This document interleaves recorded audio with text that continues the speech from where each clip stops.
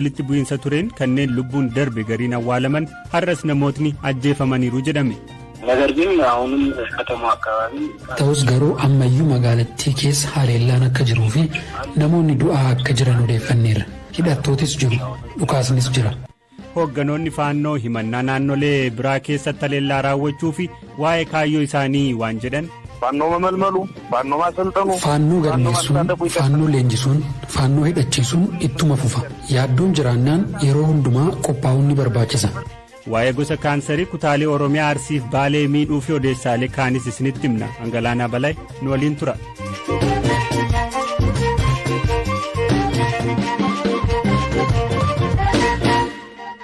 Magaalaa Gondaritti walitti bu'iinsa dhalatee tureen namootni lubbuun darban keessaa awwaalchi namoota 7 ta'anii raawwatame. Sirna awwaalchaa kanarrattis hidhattootni dhukaasaa akka turanii fi namni du'ees akka jiru hoogganaan damee dhimma masjiidaa fi beekumsa mana maree islaamummaa naannoo Amaaraa Haji Usmaan Umar BBC'tti himan.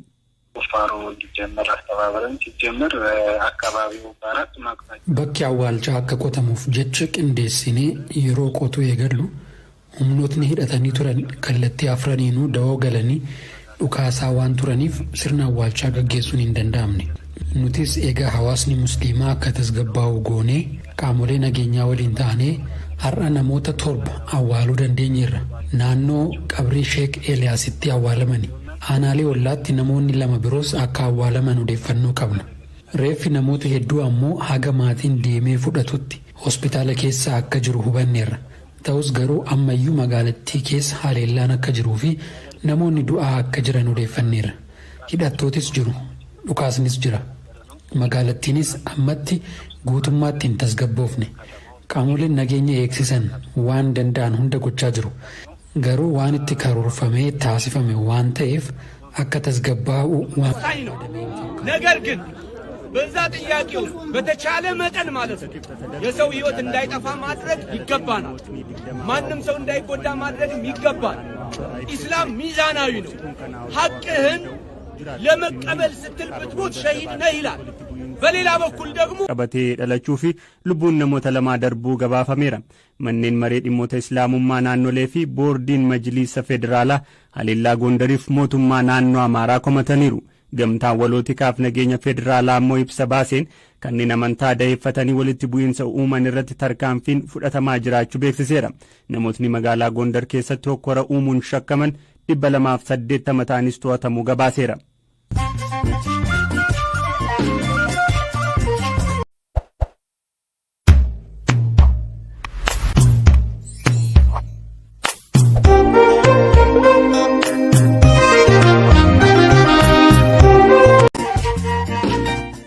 Odeessaalee gaggabaaboo jala bultiin ayyaana bara haaraa uummata Sidaamaa Fiichee Cambalaalaa magaalaa Hawaasaatti kabajamu eegale.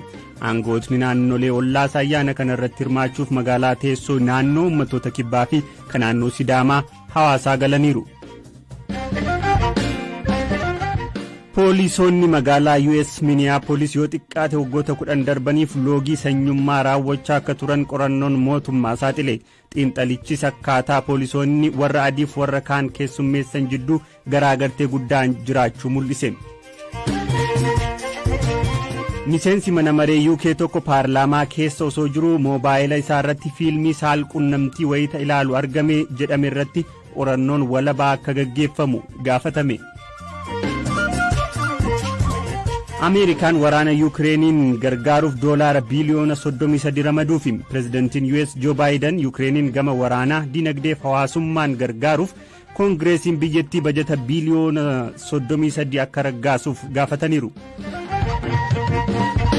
Ministeerri muummee Israa'el Naftaliin Benet gatii nyaataa maatii isaa wajjin soorataniif kiisii koo keessaa baaseen kaffalaa jedhan.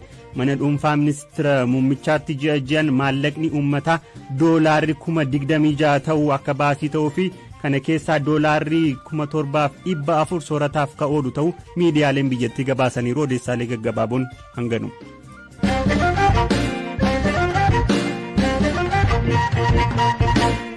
Dhibeen kaansarii tokko addatti hawaasa godina Arsiif Baalee miidhaa akka jiru qorannoon agarsiise. Gosti kaansarii kun kaansarii ujummoo liqimsituu kan jedhamu yoo ta'u Itoophiyaa keessatti iddoowwan murtaa'e keessatti kan mul'atudha.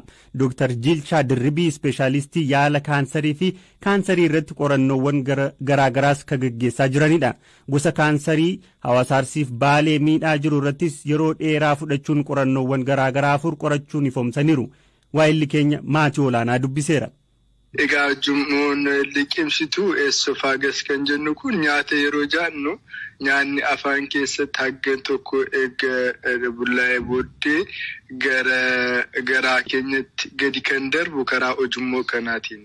Kaansariin ujummoo liqimsituu kana baay'eetu jedhamee addunyaatti bakki 2 adda baafameetu jira. Tokkoffaa Eeshiyaa keessa biyyoota Iraan, Chaayinaa, bakki biraa ammoo Afrikaa keessa karaa Eritiriyaa irraa jalqabee Rift Vaalii qabatee Itoophiyaa, Keeniyaa qabatee Moozaambiik hamma Saawuz Afrikaatti kan deemu jechuudha. Biyya keenyattis baay'een ni baay'ata. Qo'annoowwan Afrikaa keessatti biyya keenya keessattis adeemsifaman keessaayyuu godina Baalee fi godina Arsii keessatti akka mul'achaa jiran ni agarsiisu. Egaa baay'inaan nyaata wajjin wal qabatee naannoo sana egaa wantoonni ho'iinsa qaban akka marqaa bakka sanatti baay'inaan akka nyaatamudha. Hubannoo kanan qabu akka Afrikaatti alkoolaa fi wantoota ho'iinsa qaban yeroo liqimfaman sun miidhaa ujummoo sanarratti yeroo dheeraatiin uumurraa kan ka'e namoonni dhukkuba kanaatiif akka saaxilamanidha baay'inaan. Tole, gosti kaansarii kun yaala qabaa biyya keessatti yaalamuu hin danda'amaa? Yaalumsa qabaa, dafanii mana yaalaa deemuu danda'uu qabu. Esophageal cancer yookaan ujummoo liqimsituu yeroo baay'ee nama qabannaan almost nama fayyee arguun baay'ee rakkisaadha. Lubbuun ni galaafata. Osoo hin beekamiin qaama naannoo sana jiran baay'ee miidhaa. Qaamoleen naannoo sana jiran immoo baay'ee murteessaadha. Lapheen naannoo sana jira, sombi naannoo sana jira. Kanaafuu yeroo dhibeen kun bakka sanarraa ka'u dafee qaamota kanadha kan qabatu. Qo'annaa raadiyoo irrattis sadarkaa 3ffaa irratti yookaan sadarkaa 4ffaa irrattidha kan dhufan jechuudha. Sadarkaawwan 3ffaa fi 4ffaan immoo opereeshiniitiin fayyisuun xiqqoo rakkisaati kan deemu. Carara barbaada. Carara biyya keenyatti immoo maashina tokko qofatu jira. Namni ji'a 18 eeggata. Ji'a 18 keessatti immoo dhukkubsataan sun lubbuun isaanii darba. Cararayyuu argate immoo sadarkaa sanatti guutummaa guutuutti fayyisuunis rakkisaadha. Tarii mallattooleen jalqabaa namni tokko tarii kaansarii ujummoo liqimsituu ta'uu danda'a waan kun jedhee ofirratti beekuu danda'u mallattoolee yoo nutti himtan. Mallattoowwan garaagaraati. Inni jalqabaa egaa gubiinsa laphee ofirratti ni argu. Kun garuu hundarrattuu ni mul'ata jechuu koomiti. Inni kan biraa fi inni baay'ee beekamu nyaatni liqimfamuu didudha. Dhiitoon sun yeroo ujummoo kana cufaa deemu ancufa isaaniillee liqimfachuu dadhabaa deemu jechuudha. Dadhabinsi qaamallee akkasuma uumamaatti kan deemu jechuudha. Yeroo baay'ee mallattoowwan dhukkubsattoota kana irratti uumaman isaan kanadha.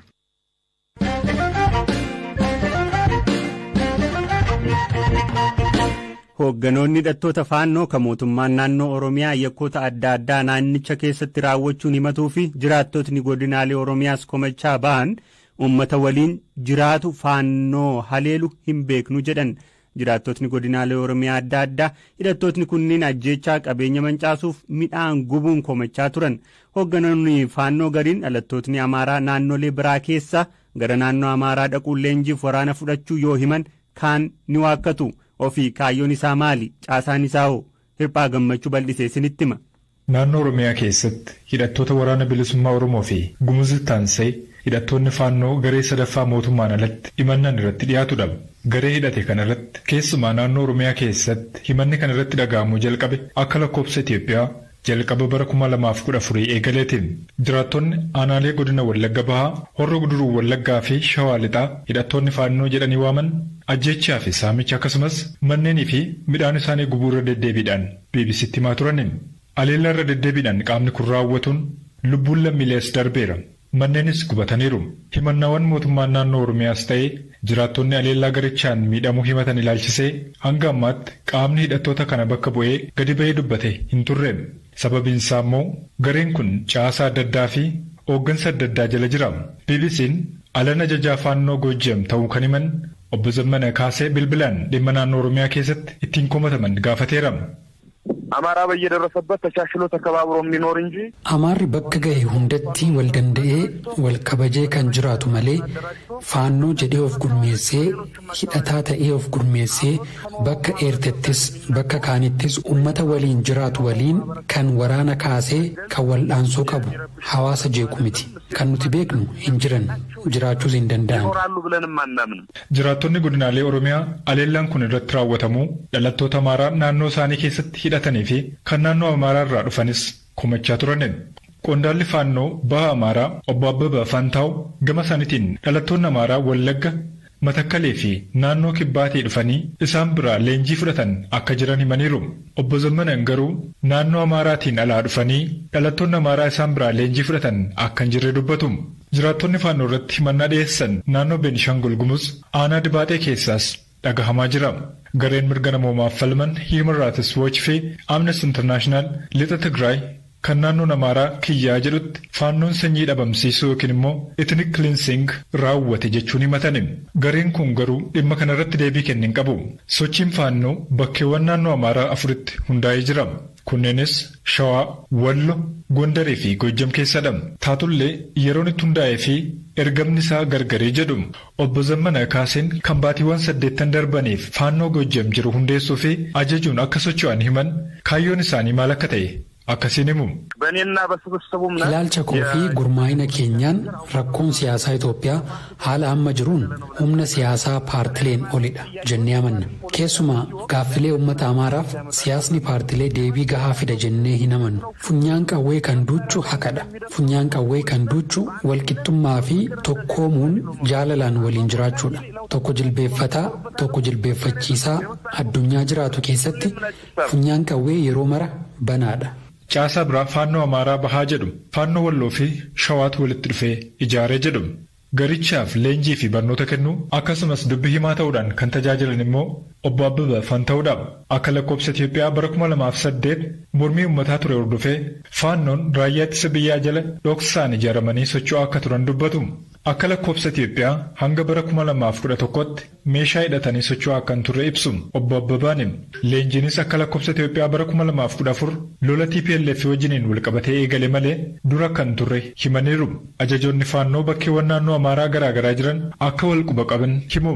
Dabalataan gaaddisa tokko jalatti walitti qabamuudhaaf akka yaada qaban ibsaniiru. Qondaaltonni kunneen humni addaa naannoo Amaaraas ta'e raayyaan ittisa biyyaa miseensota haaraa caasaa isaanitti makamaa jiraniif leenjii akka hin kennine dhorkanii akka hin beekne ibsuun leenjiin kun akka itti fufus himaniiru. Faannoo galmeessuun, faannoo leenjisuun, faannoo hidhachiisuun ittuma fufa. Yaaddoon jiraannaan yeroo hundumaa qophaa'uun ni barbaachisa. TPLF hin baane, TPLF hin banne qophaa'uun ni barbaachisa. Qophaa'aa jirra tokko. Lammaffaa uummanni kun uummata duuti itti faradamedha. Diinotni isaa Amaara ija walqixaan akka sabaatti ilaaluu hanga eegalanitti Amaarri akka uummata kaanii sodaa malee walqixxummaan kabajamee kaanis kabajee eenyuunuu osoo hin caaliin eenyuunuu osoo hin caalamiin barri itti jiraatu hanga dhufutti of qopheessuu fi hidhachiisuun barbaachisaadha jennee amanna. Ajajoonni faannoo bakka garaagaraa jiranii fi BBC'n dubbise tumsa argatan irratti yaada adda addaa himu. Obbo Abbabaan walumaa gala ajajaa fi hooggansa raayyaa ittisa biyyaarraa akka fudhatan dubbatu. Obbo Zammanan garuu meeshaa hidhatan ibsuun feeneen qaamni deeggarsa isaaniif taasisu uummata qofaa ta'uudha himu. Ejjennoon mootummaan federaalaa dhimma qaamota hidhannoon socho'anii ifa ta'e kan akeeku hunduu hiikkachiifamuu qabu kan jedhudha.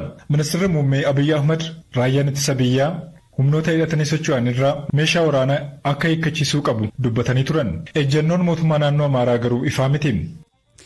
Dhaggeeffattoota keenya qophiin har'aaf jennee qopheessine asuma irratti xumurama. Qophiilee kan akka qopheessite Firaafolii Dhugaasaatii Katooraan isin biraan gahaa ture ani Galaanaa Balahe ogeessa teeknikaa Deevid Muwaasaaruu waliin ta'uun waan nu hordoftaniif ulfaadhaa boroo walitti deebinaa horaa bula.